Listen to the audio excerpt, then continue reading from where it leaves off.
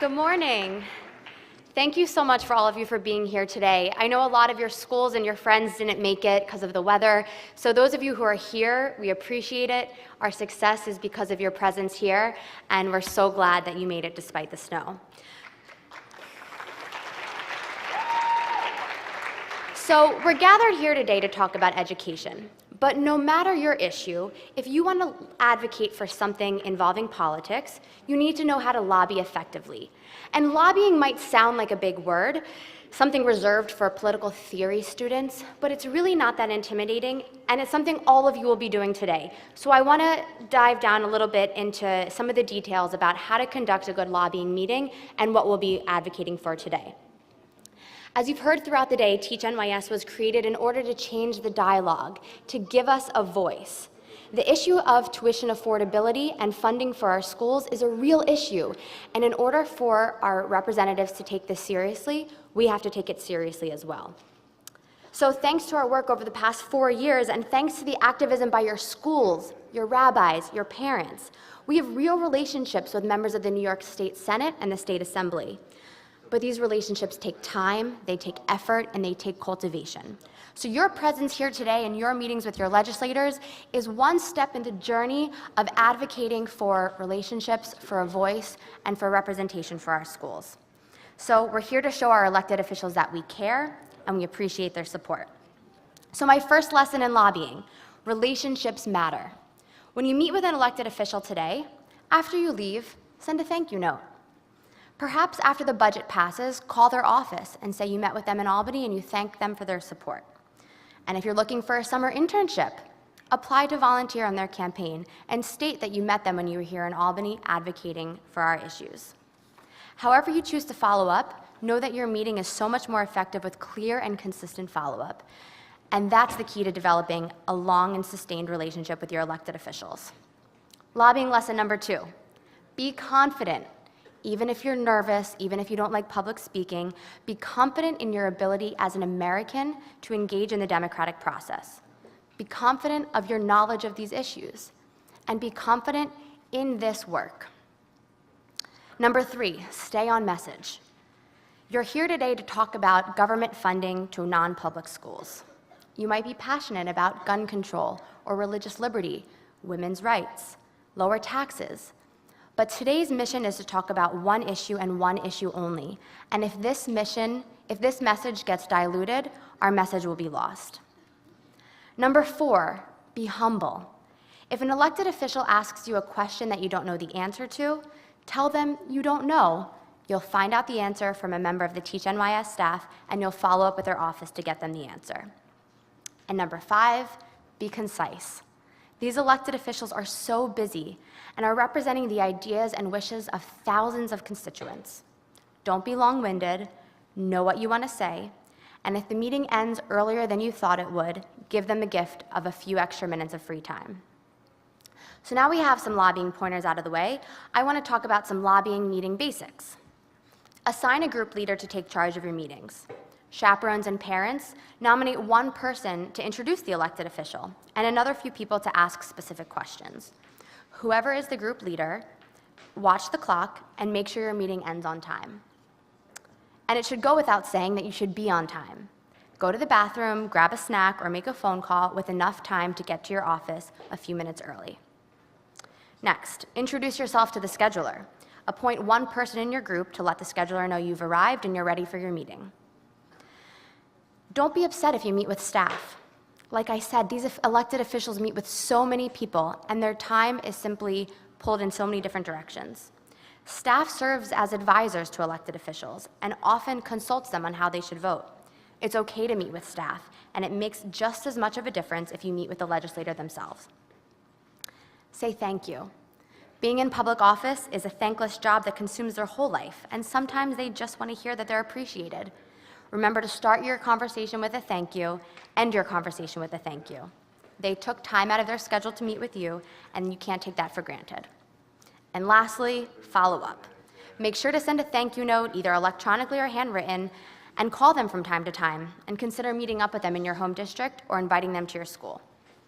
So to help us practice, I'd like to invite Assemblymember Daniel Rosenthal to play a role in how the legislative meeting might go. Assemblymember Daniel Rosenthal is an Orthodox Jew and represents New York's 27th district.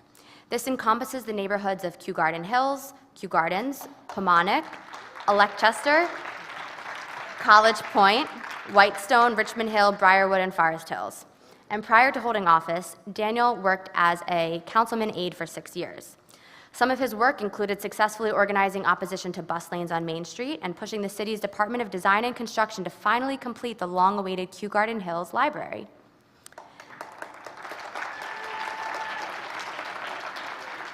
He's a graduate of Landers College, but told me if I said he went to Harvard, he wouldn't correct me. And he's the youngest member of the New York State Assembly. Assemblyman, thank you for joining us today. Let's take a seat.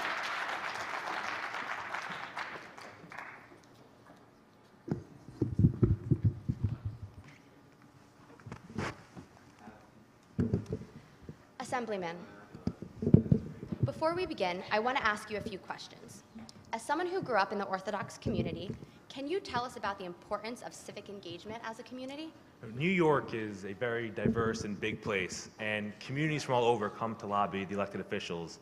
And if our community isn't civically organized and we don't do things like this, no one's going to speak on our behalf. So it's really important for us to be organized because no one's going to speak for us, and we need to be able to speak for ourselves. You worked a lot behind the scenes in political offices. Can you tell us how effective citizen lobbyists are to actually getting things accomplished in Albany? We are local elected officials. We don't represent entire states. We represent small local districts. And when you have constituents come into your office to meet with you, and even last night, for instance, I got about 10 emails from constituents, and it made me look at that issue. It wasn't an issue that I was very familiar with. But it doesn't take a lot to get our attention. If you come meet with us, if you come send a quick email asking us to support something and you say you're a constituent, it gets our attention. It really has a tremendous impact. Great. So despite the weather, I believe this is the largest crowd we've ever brought to Albany for a mission. So